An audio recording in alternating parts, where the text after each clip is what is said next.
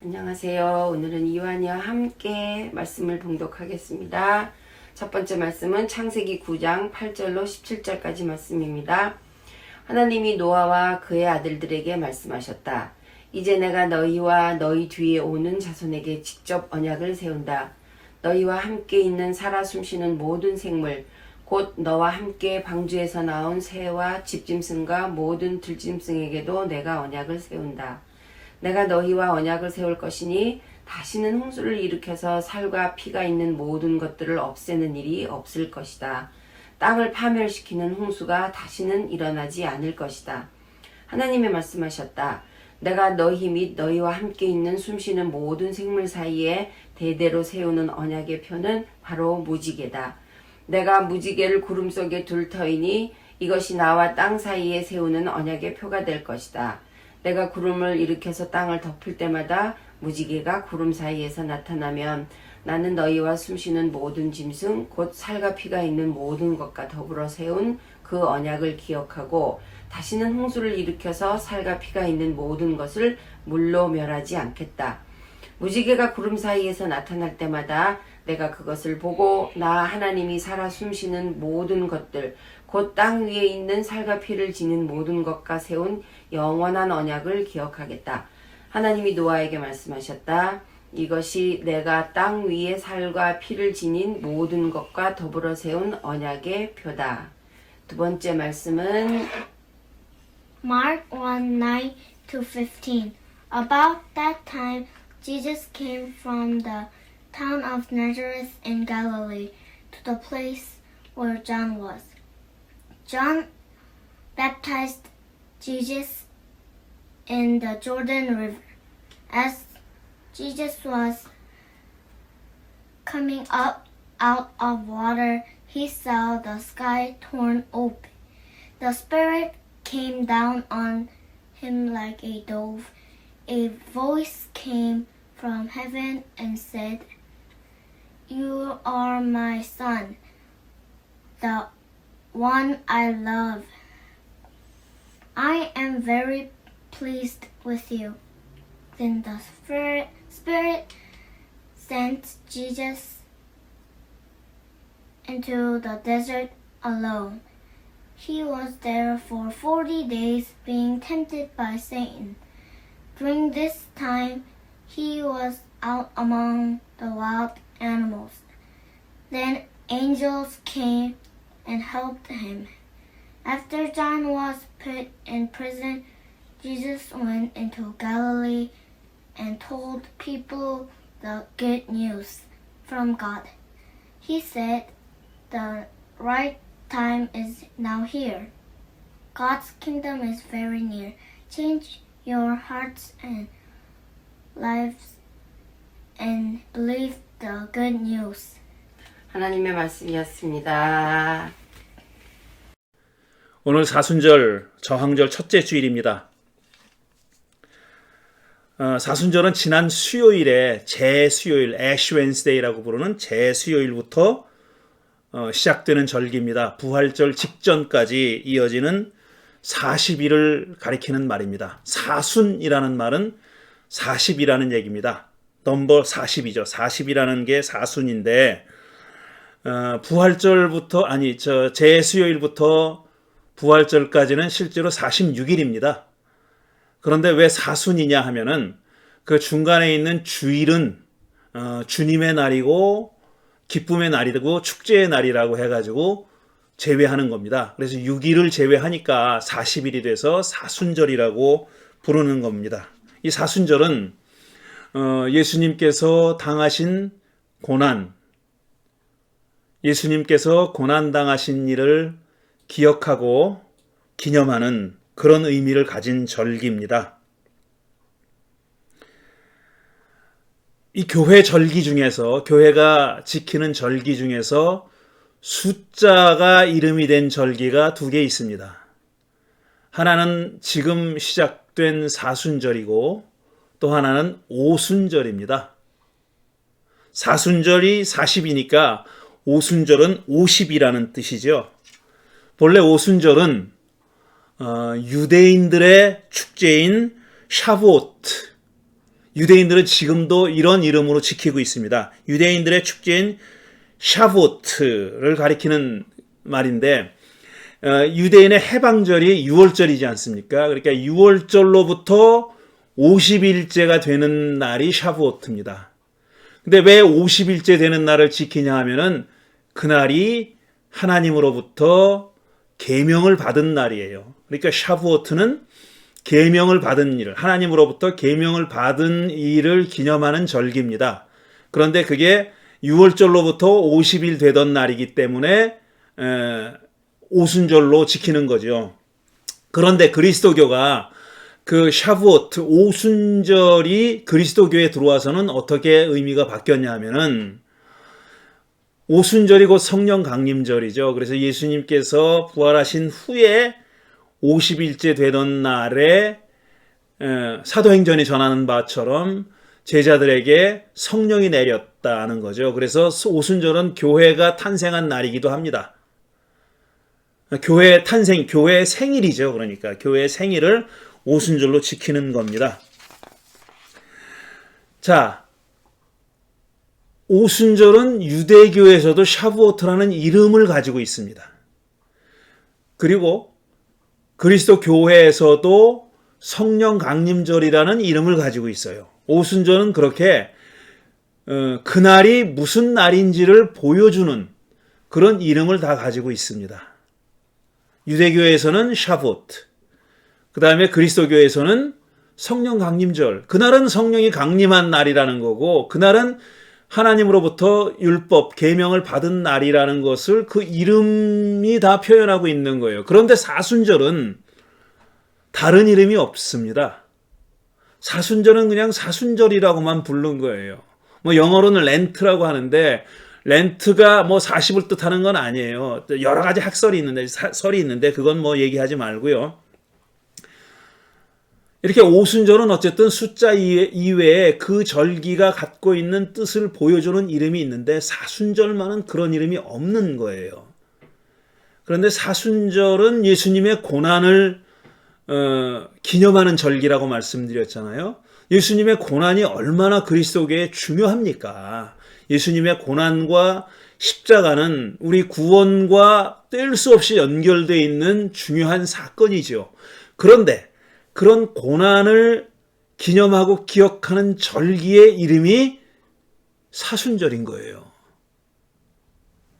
그 사건을 떠올릴 만한 이름이 아니라 그냥 숫자로 40을 의미하는 사순절인 겁니다. 그래서 몇 년 전에 어떤 분이 제안을 했습니다. 무슨 어떤 교단적으로 제안한 거 아니라 개인이 제안을 했어요. 이 사순절도 좋지만 사실 예수님이 그 기간 동안 하신 일을 잘 보여주는 그런 이름을 붙이면 어떻겠느냐. 그래서 그분은 이름을 제안한 겁니다. 저항절이라는 이름을 제안했어요. 근데 그 고난절이 사실은 제일 가까운 이름이 되겠죠. 고난절. 그런데 이 두 가지 이유 때문에 고난절보다는 저항절이 어떠냐 하는 이름을 제안한 건데 첫째 이유는 뭐냐면은 자, 고난 주간이 있습니다. 이 그 사순절의 마지막 주간이 고난 주간이라고 우리가 부르잖아요. 패션 위크. 이게 고난이라는 이름이 붙어 있는 주간이 있어요. 그게 하나의 이유고 고난이라는 것은 당한 겁니다. 남에 의해서 당한 거. 예수님이 당하신 고난이잖아요. 예수님이 뭐 남에게 고난을 준 것도 아니고 예수님이 고난을 자처한 것도 아닙니다. 그는 악한 세력에 의해서 고난을 당했죠. 그러니까 고난절이라고 부르면 너무 수동적이 아니냐 하는 겁니다. 그것보다는 좀 더 능동적인 이름이 바람직하지 않겠느냐 하는 뜻으로 예수님이 왜 고난을 당하셨느냐? 그건 예수님이 악한 세력과 싸우고 저항을 했기 때문에 고난을 당하신 거다 하는 거죠. 예수님이 가만히 계셨으면 그 악한 세력이 예수님을 고난에 빠뜨렸을 이유가 없는 거죠. 예수님이 고난을 당하신 이유는 뭐냐면은 그분이 악한 세력과 싸웠기 때문에, 사탄의 세력과 싸웠기 때문에, 또 사탄의 대리자 역할을 했던 그런 권력자들과 그 당시에 제사장들, 율법학자들, 바리새파 사람들, 그 다음에 로마에 빌붙어 살던 사람들, 이런 사람들과 싸웠죠. 그런 사람들이 사실은 사탄의 대리자 역할을 한 거죠. 예수님에게 고난을 가했고, 그 다음에 십자가에 처형한 세력들이 바로 그들 아닙니까? 근데 그들에 의해서 고난을 당했지만, 예수님이 그렇게 고난을 당한 이유는 그들과 타협을 하거나, 아니면 그들과 모른 척 하거나, 그들이 하는 일을 그냥 방관하거나 그런 게 아니라 적극적으로 저항하고 싸웠기 때문에 고난을 당하셨다는 겁니다. 그래서 사순절 대신 저항절이라고 부르는 것이 어떻겠느냐 하는 이름을 제안했고, 저는 그 주장이 굉장히 타당하다고 생각했습니다. 그래서 몇 년 전부터 우리도 저항절이라는 이름을 쓰는데, 우리가 사순절이라는 이름이 굉장히 낯익고 오랫동안 사용해 왔기 때문에 사순절과 저항절을 같이 쓰는 게 좋겠다. 그래서 오늘 우리 주보에도 사순절, 저항절 이렇게 두 가지 이름을 병기한 것입니다. 사실 가톨릭 교회는, 그리고 성공회 교회는 절기를 굉장히 준수합니다. 절기를 사순절, 대림절, 성령 강림절 이런 절기를 굉장히 준수해요. 그리고 그런 절기뿐 아니라 예수님이 세례를 받은 일을 기념하는 절기도 있고, 주현절이죠, 그것이. 다양한 절기들을 준수하는데 개신교회는 사실 오랫동안 그 절기를 무시해 왔어요. 절기를 따르지 않았습니다. 그냥 대림절도 없이 그냥 성탄절이 있는 거고, 사순절도 없이 그냥 종려주일과 부활절을 지켜왔던 겁니다.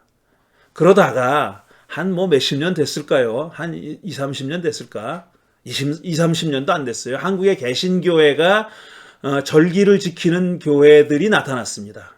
그 절기를 가급적이면 준수하는 교회들이 나타났고, 지금은 그래서 절기를 지키는 교회들이 많이 늘었죠. 그렇지만 한 걸음 더 나갔으면 좋겠다는 생각을 하는 겁니다. 이 사순절은 그 절기를 지키는 이유가 분명한 어떤 이름을 우리가 만들어야 되지 않을까 생각하는 거죠. 이게 다 사람이 만든 겁니다. 절기라는 것은요. 그러니까 사람이 만들어서 아직까지 지켜왔는데, 교회가 만들어서 지켜왔는데, 그 이름의 정확한 뜻이 드러나지 않는다면 우리가 또 바꿀 수도 있는 거죠. 그래서 우리는 두 가지 이름을 당분간 쓰고 있습니다. 또 하나, 이번 사순절 저항절에는 제가 그 표준 성서 주기표에 따라서 설교를 할 겁니다. 그러니까 6주 동안은 표준 성서 주기표, 그러니까 개정된 표준 성서 주기표가 있어요. 그걸 Revised Standard Lectionary라고 부르는데, 그건 뭐냐 하면은 이 3년을 주기로 돌아가는데 3년 동안 가급적이면 성서를 한 번 다 읽도록 그렇게 설계한 겁니다. 그래서 주일 예배 시간에 52주니까 156주가 되는 거죠. 156주 동안에 가급적이면 성서의 모든 창세기부터 계시록까지 중요한 대목들은 꼭 읽고 거기에 따라서 설교를 하도록 그렇게 설계가 된 그런 책입니다. 그래서 많은 교회들이 또 전에는 이 개신교회들이 이거 지키지도 않았어요. 그런데 그것도 한 수십 년 전부터 이 렉셔너리가 한국말로 출판이 되고, 그래서 그걸 따르는 교회들이 생겨났어요. 그렇게 되면 이제 목사들과 교인들은 편식을 하지 않는 겁니다. 어떤 목사가 설교하고 싶은 그런 말씀만 이렇게 선택해가지고 뽑아가지고 설교하는 게 아니라 자기가 원치 않아도 읽게 돼 있는 거죠. 그러니까 원치 않아도 정해진 성경 말씀을 읽고 그에 관한 설교를 하게 그렇게 돼 있는 겁니다. 근데 저는 우리 형님교회를 목회하면서 초창기에 3번을 그걸 했어요. 그러니까 9년 동안 한 겁니다. 3년이 한 바퀴 돌아가는 거니까 3번을 돌리고 나니까 자꾸 반복하게 되는 겁니다. 그래서 저는 3번 돌아가면서 설교를 한 다음에 그 다음에는 제가 그냥 본문을 정해서 설교를 하고 있습니다. 그 렉셔너리는 4가지 본문을 선택해가지고 우리에게 제시하는데, 첫째가 구약 성경에서 한 절, 그 다음에 구약 성경 중에서 시편에서 한 절, 그 다음에 복음서에서 한 절, 신약에서는 복음서와 서신에서 한 절, 이렇게 정해져 있어요. 그러니까 보통 구약 성경, 그 다음에 시편, 복음서, 서신 이렇게 4개가 정해져 있는데, 그 4개의 본문을 잘 조화시켜서 설교하라는 건 아니에요. 설교자가 알아서 그 중에 한 본문을 택해도 되고, 그 다음에 그걸 종합해가지고 설교해도 되고, 그렇게 하도록 되어 있는 겁니다. 이것도 역시 사람이 만든 거예요. 학자들이 만든 겁니다. 그 성서학자들과 신학자들과 목회자들이 모여서 만든 거고, 한국 교회는 그거를 이제 번역을 해서 사용하는 그런 형편이죠. 여기도 문제가 적지 않아요. 근데 뭐 그 얘기는 제가 오늘 하려고 하진 않습니다. 한 가지만 얘기하면은, 예를 들어서 이렇게 선택된 본문들 있잖아요. 구약과 시편, 복음서, 서신에 선택된 본문 가운데는 선택되지 않은 것들이 있습니다. 그럴 수밖에 없어요. 성경이 이렇게 두꺼운데 이걸 뭐 3년에 돌아가면서 다 선택할 수 없죠. 한번 다 읽는다고는 하지만 띄엄띄엄 읽는 겁니다. 결국은. 그런데 그거는 문제가 아니에요. 그럴 수밖에 없으니까. 그런데 진짜 문제는 뭐냐면, 예를 들어서 시편에서 하나님 저 원수들을 다 죽여주십시오, 짓밟아 주십시오, 이런 시편이 있어요. 그런 시편들은 선택이 안 돼 있습니다. 그러니까 읽기 거북한 그런 귀절이잖아요. 시편에 많이 나오고, 뭐 구약 성경 보면은 죽였다는 얘기 많이 나오잖아요. 전쟁에서 죽였다, 뭐 이런 얘기. 그리고 그냥 읽다 보면은 야, 이렇게까지 할 필요가 있을까 싶은 그런 이야기들도 많이 나오지 않습니까? 그런 본문들은 다 빠져 있어요. 이건 문제죠. 왜냐하면 성경에 그런 게 다 있는데 의도적으로 뺀 겁니다. 그래서 이 렉셔너리가 문제가 있긴 있는데, 어쨌든 편식을 방지하는 하나의 방법이라 그래서 요즘은 많은 목회자들이 이거를 준수하고 따르고 있습니다. 저는 오늘 그 중에서 2개의 본문만 읽었어요. 창세기와 마가복음 본문만 읽었고, 오늘 선택된 본문은 시편 25편과 그 다음에 베드로전서 3장이 또 있습니다. 두 가지 본문만 읽었고, 저는 창세기에 대해서는 얘기하지 않고 마가복음에 대해서만 얘기하려고 합니다. 자, 오늘 우리가 읽은 마가복음 본문은 예수님이 세례자 요한에게서 세례를 받은 후에, 바로 그 직후에 성령의 인도를 받아서 광야로 나가서 40일 동안 머물면서 사탄에게 시험을 받았다, 이런 얘기입니다. 그리고 나서 바로 요한이 체포된 후에 예수님이 갈릴리로 오셔가지고 첫 복음 선포의 일성을 외치신 얘기가 나오죠. 때가 찼다, 하나님 나라가 가까이 왔다, 회개하고 복음을 믿어라, 이런 말씀으로 당신의 공적인 생애를 시작하신 얘기가 기록되어 있습니다. 짧은 본문인데 이런 4가지 정도의 사건이 기록되어 있습니다. 예수님이 요한에게서 세례를 받았죠. 그 전에 세례자 요한은 많은 사람들에게 세례를 베풀었습니다. 그걸 복음서는 죄사함의 세례라고 부릅니다.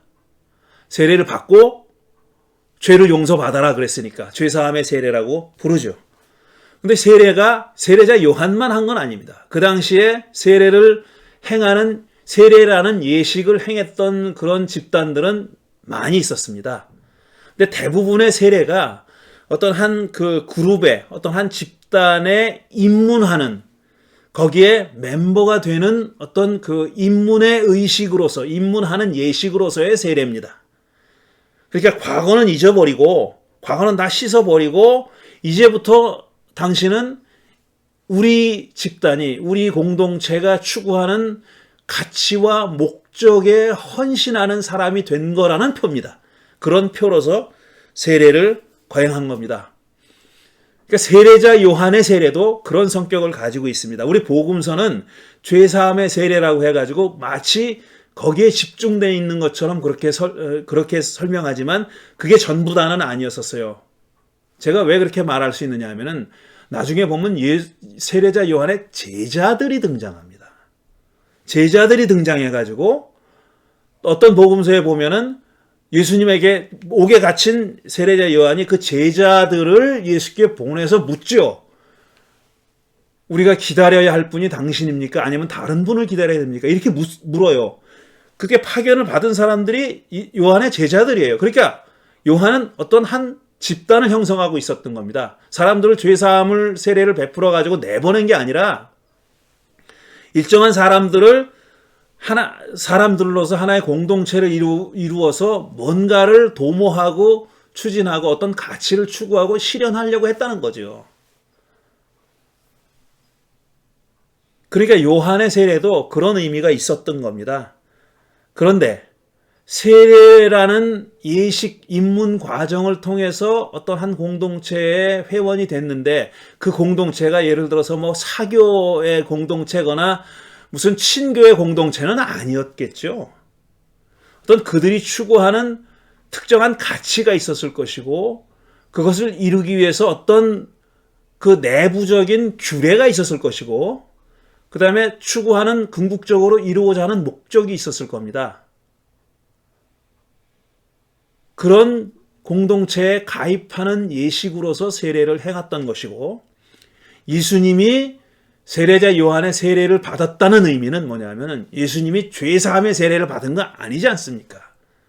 예수님이 그 세례를 받았다는 것은 요한의 공동체가 추구하는 가치에 동의하고 거기에 헌신하기 위해서 그 공동체의 일원이 되셨다는 의미예요. 그런데 나중에 교회는 이게 불편했던 겁니다. 왜냐하면은 세례를 주는 사람은 아무래도 높은 자리에 있는 거고 세례를 받는 사람은 초보자 아니에요. 거기에 그 공동체에 이제 들어가려고 하는 그런 사람이지 않습니까? 이게 불편했던 거예요. 초대교회가.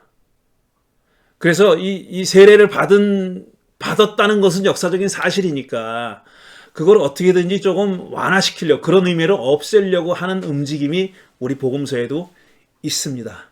하지만 저는 그게 중요한 게 아니라고 생각해요. 그것보다 정말 중요한 것은 예수님이 적어도 한때는 세례자 요한이 추구하는 가치와 이루려고 하는 목적에 공감하고 그 공동체의 일원이 되셨다는 겁니다. 그게 사실이에요. 그렇지만 예수님이 얼마 동안에 그 공동체에 머무르셨는지 모르지만 확실한 사실은 뭐냐면 그 공동체와 거리를 두기 시작한 건 사실입니다. 예수님이 공적인 생애에 나서시면서부터는 적어도 우리가 확인할 수 있는 것은 그 공동체와 거리를 두셨어요. 조금 다른 가치를 추구한 겁니다. 그래서 예수님이 세례자 요한에 대해서 여자가 낳은 사람 중에 요한보다 더 큰 인물은 없다 그랬어요. 그러니까 모든 사람 중에서 여자가 안 낳은 사람이 어디 있습니까? 여자가 낳은 사람 중에 요한보다 더 큰 인물은 없다. 하지만 하나님의 나라에서는 가장 작은 자도 그보다 크다 그랬어요. 전혀 다른 가치라는 겁니다. 하나님의 나라라고 해서 뭐 여자가 안 나고 남자가 낫겠습니까? 그런데 그 차이를 강조해서 말씀하신 거죠. 그러니까 요한으로 대표되는 시대와 예수님의 하나님 나라 복음 선포로 시작된 하나님의 나라가 어떻게 다른가, 질적으로 다르다는 것을 말씀하기 위해서 그렇게 말씀하신 거죠. 복음서는 예수님이 세례를 주지 않았다고 얘기합니다. 왜 그랬을까? 저는 추측이지만 아마 세례를 주고받는 관계가 어쩔 수 없이 형성할 수밖에 없는 그런 위계 질서. 세례를 주는 사람은 더 높은 사람이고 세례를 받는 사람은 더 낮은 사람이고 그걸 원치 않아서였지 않았을까 하는 추측을 해봅니다. 예수님의 공동체에서는 그런 위계가 있어서는 안 된다는 겁니다. 누가 높고 누가 낮고 예수님 말씀대로 올라가고자 하는 사람은 섬겨야 된다. 그게 예수님의 공동체의 특징이고 하나님 나라의 특징 아닙니까? 아마 그런 대원칙이 세례를 주는 행위와 맞지 않았기 때문에 그랬을지도 모른다 하는 생각이 제 추측입니다.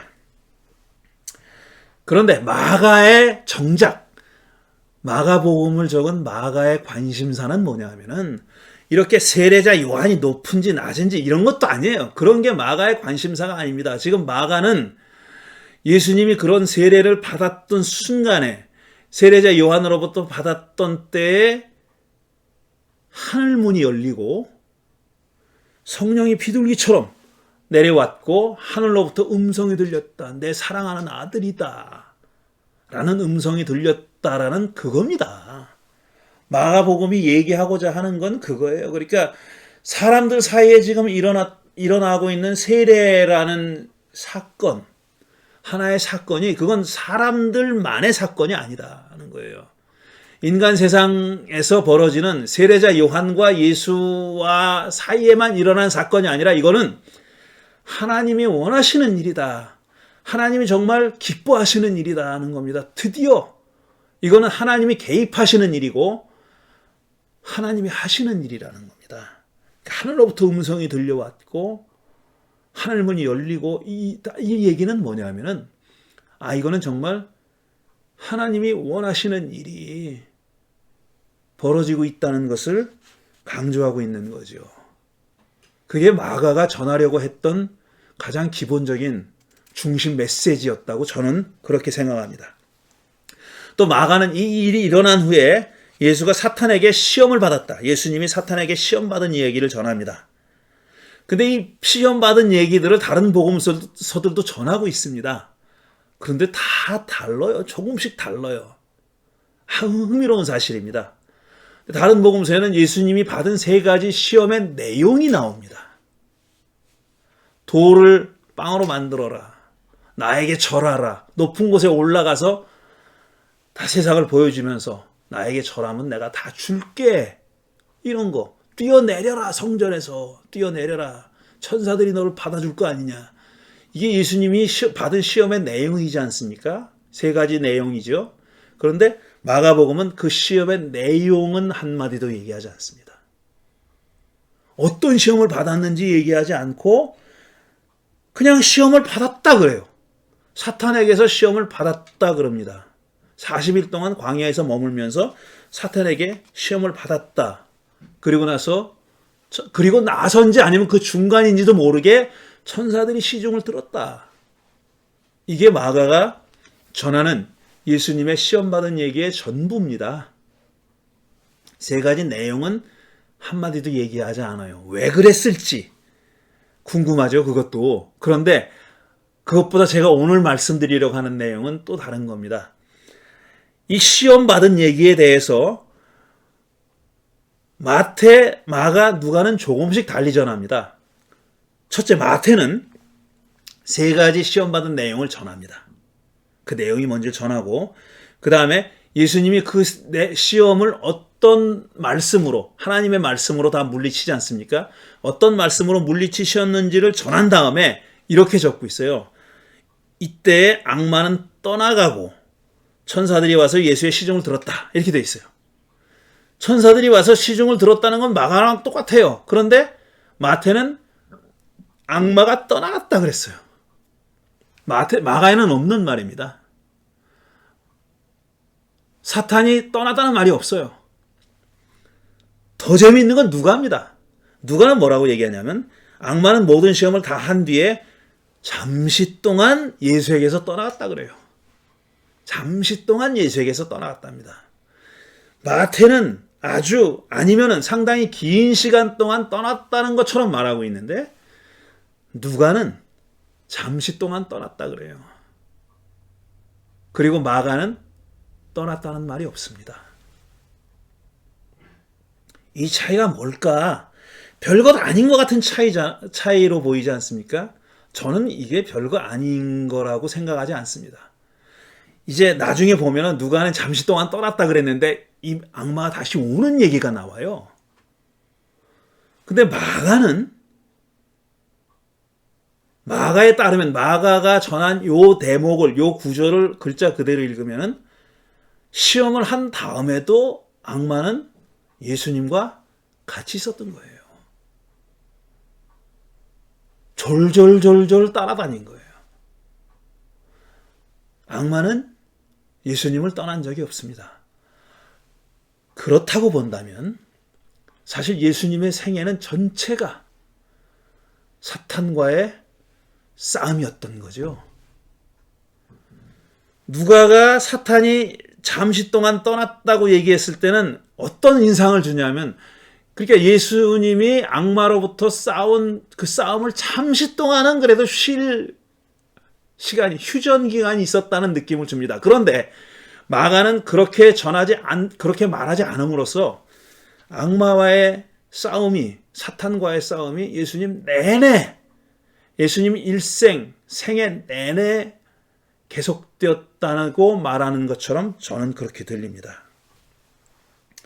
그러니까 싸움이 계속됐다는 얘기는 예수님이 계속 고통을 겪으셨다는 거예요.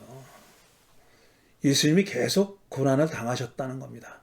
그 말은 뒤집으면 또 예수님은 내내 사탄에 저항했다는 겁니다. 예수님의 삶은 내내 저항했다는 저항의 삶이었다.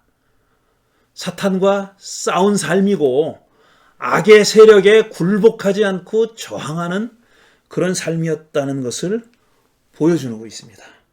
그런데 말이죠. 우리 교회가 그동안 사순절이라고 해서 지켜오던 절기에 교인들에게 권장하는 가장 바람직한 삶의 모습은 뭔 줄 아십니까? 그거는 절제, 금식,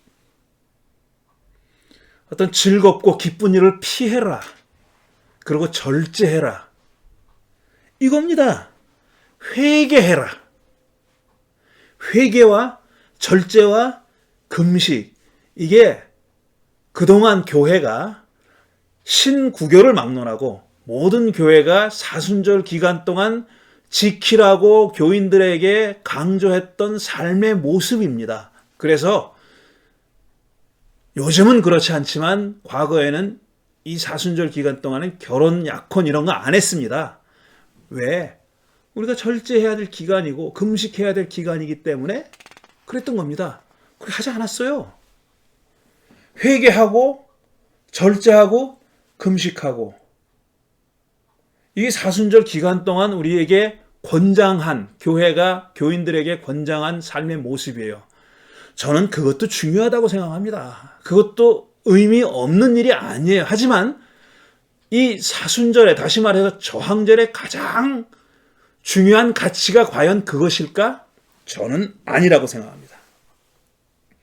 이거는 좀 교회가 그동안 지켜왔던 전통에 좀 미안한 얘기지만 이건 뭔가 우리를 잘못된 좀 약간 핀트가 안 맞는 그런 권유가 아니었나 싶어요. 왜냐하면 이것도 중요하지만 예수님이 회개하고 금식하고 절제하고 사순절 기간 동안 그러셨나요? 나아가는 예수님 삶 전체가 악한 세력과 싸우고 저항한 삶이라고 얘기하잖아요. 그리고 그것이 가장 농축된 삶을 40일 동안 사신 거예요. 그러면 우리의 사순절 저항절에 가장 우선적으로 추구해야 할 가치는 뭐냐? 물론 회개도 해야죠. 절제도 해야죠. 금식도 해야죠. 하지만 이 모든 것들은 우리가 저항절이 아니어도 가끔씩 해야 되는 일들입니다. 늘 우리가 절제할 수는 없지만 늘 1년 365일 회개만 하고 살 수는 없지만 우리가 잘못했으면 회개해야죠. 우리가 삶을 절제해야죠. 물론 절제가 극에 달해서 어떤 즐거움도 어떤 그 기쁨도 추구해서는 안 된다. 이건 아니죠. 그건 아니지만 우리가 절제할 땐 절제해야 되는 건 맞습니다. 하지만 이런데 일방적으로 강조하는 것은 정말 예수님의 삶 전체를 통해서 추구하셨던 실제로 하셨던 일로부터 우리를 한 걸음 떨어지게 만드는 것 아닌가 하는 그런 생각을 합니다. 저는 예수님의 삶의 가장 중요한 예수님의 삶을 한마디로 표현하자면 악한 세력과의 싸움입니다. 예수님이 당하신 고난과 십자가는 그것 때문에 온 겁니다. 예수님이 나를 죽여서 회개하는 의미에서 자신의 고난을 뒤집어 쓴 게 아닙니다. 예수님은 그런 싸움, 악한 세력과의 싸움을 마다하지 않으셨기 때문에 고난당하시는 거예요. 내가 회개하는 하나의 방법으로 스스로 고난의 길로 접어드는 게 드신 게 절대로 아니라는 겁니다. 그러니까 우리도 이 저항절에, 이 사순절에 예수님의 삶을 돌아본다면 가장 중요했던 삶의 모습이자 예수님이 추구하셨던 가치였던 악한 세력과 저항하여 선한 일을 하는 것, 그것입니다. 참회보다, 절제보다 더 중요한 것은 그 참회와 절제가 어디를 향하고 있느냐 하는 겁니다. 하나님 일을 하고 있는데 향하고 있느냐. 예수님 말씀대로 생명을 죽이는 일이 아니라 생명을 살리는 일을 향하고 있느냐 하는 것이 관건이다. 그 말씀을 꼭 드리고 싶었습니다. 사순절, 저항절 첫 번째 주일 말씀이었습니다. 자, 이 말씀을 되새겨보면서 잠시 여러분 각자 묵상 기도 드리는 시간 갖겠습니다.